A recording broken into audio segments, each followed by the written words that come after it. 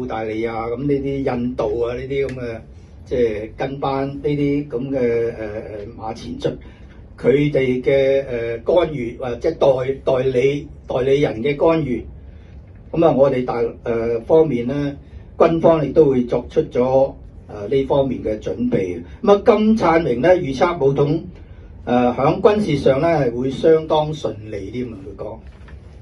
佢話但係咧，當然咧經濟上咧嘅成本係好高啊。咁點解咧？中國響呢個經濟上咧話要應付美國可能嘅經濟制裁，即係等於烏克蘭嘅戰爭一開始就俄羅斯要面對西方嘅經濟制裁，直到而家都冇停頓啊，仲要加碼添，特朗普就話要加倍啊。咁然而咧，台灣係中國唔可以分割嘅領土嚟噶嘛。咁我哋收回台灣加入祖國嘅懷抱，咁係天公地道嘅事啊！你美西方點解要制裁我哋中國啫？如果我哋做呢一個行為啊，咁係唔合理嘅喎。你因為咁你要制裁我哋，咁係一種係亂對行為啊！我哋用呢個詞形容亂對嘅啊，你亂嚟嘅。咁啊，中美關係咧，將來如果咁樣情況出現咧，就會跌落去冰點啊！咁啊，如果美國真係因此而對中國實施經濟制裁咧，其實我哋係會奉陪到底嘅，我哋亦都會有反制嘅措施嘅啊！咁總嘅嚟講咧，關於台灣統一問題咧，當前面臨嘅難度咧，主要體現咧就響國際環境嘅變化。儘管國際勢力干預係唔能夠阻擋中國統一啦，但係國際環境係會對統一咧進程咧係產生一啲影響嘅，點都有一啲影響啊！會唔會經濟制裁啊？會唔會有咩杯葛你啊？一陣間又甚至要點樣去對付你啊？咁其實咧國際形勢係有利於中國嘅喎。即係照而家嚟睇咧，因為國際社會咧普遍都堅持一個中國原則嘅喎。而家好似有180個國家承認中國啊，而呢180個國家承認中國同中國建交咧，唯一嘅最緊要佢哋落實嘅一個承諾咧，就係要完全無條件咁樣支持一個中國嘅政策，呢樣係好堅定嘅，要佢哋。咁你國際普遍係堅持一個中國原則啦，咁啊承認台灣係中國領土嘅一部分，咁就應該會對台獨分裂同埋呢個外部干預嘅形勢咧，係一個強大嘅抵擋嚟嘅啊！即係其實你就算美國你都話唔支持台獨㗎。不過你啊講嗰套咧，又暗地裏又就去做一啲嘢，冚唪唥係勾結台獨，咁冇得講。目前咧只有美國公然違背中國一個原則啫。雖然你啊講咩，你係做咗出嚟，咁我哋都認為你係違背咗中國一個中國原則。我哋都確定你美國係咁樣，就係亂對啊！你啊亦都做咗好多剛愎自用啊！咁嘅即係固執嘅行為，同埋咧，你又違反咗中美3個聯合公報，我哋成日都講嘅啊。咁係亦都赤裸裸咁樣同中國對抗啊。咁又密切咁樣同台灣呢個台獨分子咁勾結啊，呢啲明目張膽嘅啊。咁喺背後咧喺度搗鬼啊，造成台海嘅局勢非常緊張啊！咁例如美國最近咧又派咗200名教官抵達台灣啦，咁呢啲自然係即係入侵或者侵犯我哋嘅主權咁嘅行為嚟嘅。咁啊，對於台軍咧進一步作呢個即係教官嚟指導佢哋嚇，咁嘅舉措咧，其實公然係踐踏中國嘅主權嘅喎。咁啊，同派兵性質係一樣嘅，可以話你而家已經派兵入侵緊台灣，都可以咁講嘅。雖然中國努力不懈咁樣係響和平解決台灣問題啦，希望唔好武統啦，希望和平解決啦。但係台灣內部嘅台獨思想咧越嚟越嚴重，惡劣到咗一個地步咧，就係好明顯咧，唔理佢係民進黨當選或者國民黨主政咧，都好難同中國大陸談統一啊！雖然咧大家都希望和平統一，但係咧現實嚟講咧，可能性咧係越嚟越少。咁武統台灣咧，或許咧係唯一嘅選擇添。咁我最近咧，我哋大家仲要睇到啲信息一路發展啦。咁當下其實國民黨就選咗鄭麗文做黨主席啊，咁可能會好啲啊。我只能夠講到呢個地步，因為國民黨始終係一個爛攤子。而家你鄭麗文搞唔搞得掂，統唔統領得到呢個黨能夠又令佢即係起死回生啊，復活翻嗰個即係黨嘅力量啊，咁樣唔知。咁因為咧，佢係已經係佢係點解好啲咧？因為佢係公開係支持同埋同意統一嘅啊。佢仲比馬英九高一級啲啊。馬英九以前都成日都話不統呢個咁嘅講法噶嘛。咁有一個推斷咧，係唔可以忽視嘅，就係如果大陸因為各方面嘅阻力啊，或者呢啲咁嘅顧忌咧，一路咁拖咧，其實咧久拖會生變啊！有啲咁嘅分析。咁因為台灣民眾咧嘅獨立意識咧，會隨住下一代嘅成長咧，係會越嚟越強烈嘅啊！個獨立意識啊，即係佢哋下一代唔係個個都會去大陸去去觀察啊，或者去遊歷啊，去睇下大陸嘅情況。佢哋往往都係聽嗰啲資訊啊、洗腦嗰啲咁嘅信息啊。咁美國等嗰啲反華勢力咧係會即係準備得越充分嘅。即係佢哋你而家猛咁即係解放軍好、中國好，成日都準備一係和統一係武統。咁你美國方面唔會一路繼續咁，佢又準備。你啊加碼一啲步驟，譬如有圍台演練，有圍台警巡，陣間又增加咩幾隻航空母艦，啲武器又提升。咁美國一樣會作出越嚟越多嘅充分嘅準備，所以我哋可以5個字：黑夜會更長。如果你拖得耐嚇，咁我哋就係呢個魘夢咧會更多。即係啲噩夢啊會更多啊！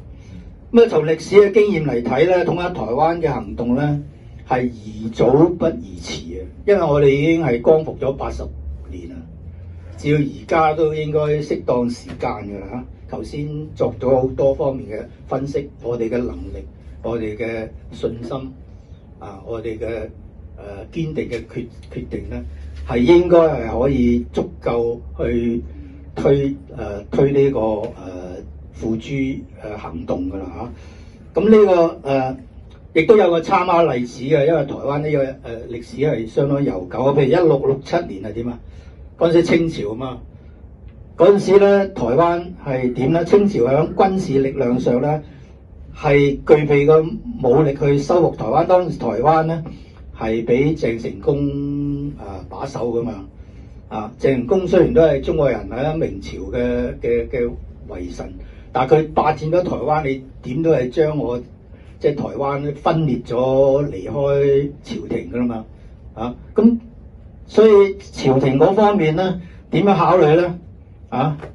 咁初初嘅朝廷嗰個仍然係猶豫不決嘅喎。我哋睇到歷史啊，咁。但係考慮到國家統一嘅重要性，呢個最大嘅要大前提，國家統一你唔能夠乜嘢都即係把呢一樣嘢撥開嘅，即係乜嘢大過天咧？就係國家統一同埋國家嘅主權啊各方面，個最終咧都係受咗呢個施琅啊，呢個係中國清朝嘅水師名將嚟嘅。佢就三番四次咁去上書俾康熙皇帝嘅，咁佢嘅咁嘅推動咧，同埋佢嘅即係佢嘅即係強烈嘅建議俾朝廷咧，一定要即係唔好拖延啊！咁最終朝廷咧就決心啦，就成功收復咗台灣嘅。咁所以呢個有一個先例咧，幸好當時咧就我哋講啦，當時就冇外國勢力啊。當時有冇荷蘭勢力？荷蘭都趕走咗啦。咁又冇美國勢力喺嗰度咧，同埋咧